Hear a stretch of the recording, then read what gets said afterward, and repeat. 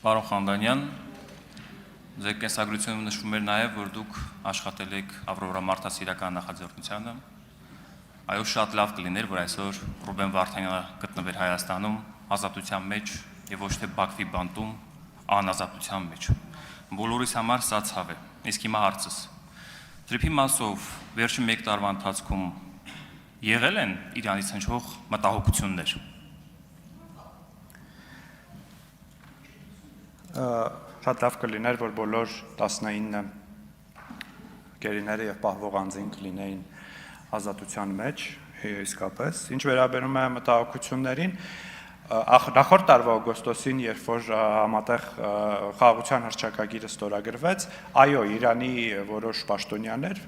հայտնեցին մտահոգություններ, բայց դրանից անմիջապես հետո մենք շատ ակտիվ աշխատել ենք մեր Իրանի գործընկերների հետ։ Ես հիշում եմ, որ այդ օրերին փոխարտգործնախարարը մեկնեց Իրան եւ